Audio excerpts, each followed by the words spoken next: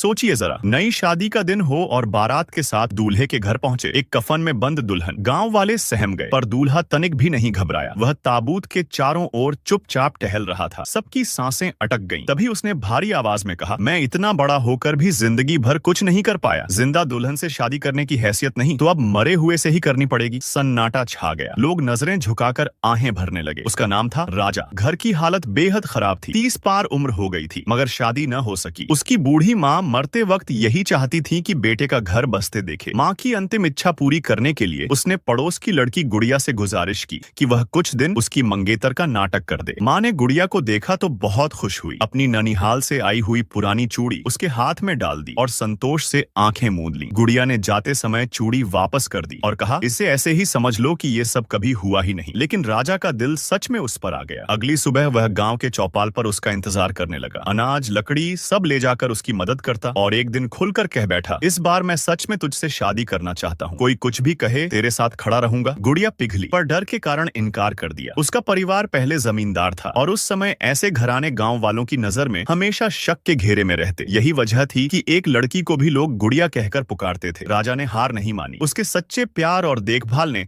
आखिरकार गुड़िया का दिल जीत लिया। उसने वही चूड़ी फिर से पहन ली और दोनों का जीवन साथ शुरू हुआ। मगर खुशियां ज्यादा दिन टिक न सकी। एक दिन गुड़िया रोते हुए बोली कि उसकी माँ बीमार है और अस्पताल में भर्ती कराने के लिए 200 रुपए चाहिए। किसी ने उसे कर्ज देने से इनकार कर दिया। राजा ने अपनी बकरियां बेच दी ताकि उसकी मदद कर सके, पर उस समय चोरी छिपे बेच बिक्री अपराध था। दोनों पकड़े गए। गांव वालों ने सारा दोष गुड़िया पर मढ़ दिया। उसके गले में लोहे का कॉलर डालकर सबके सामने बेइज्जत किया। राजा बर्दाश्त न कर पाया। भीड़ के बीच जाकर चिल्लाया, अगर सज्जा देनी है तो मुझे दो, मैं ही जिम्मेदार हूँ। उसने गुड़िया का कॉलर उतार फेंका और हंगामा मचा दिया। उसके दोस्तों ने मौके का फायदा उठाकर गुड़िया को वहां से भगा दिया। गुड़िया यह सब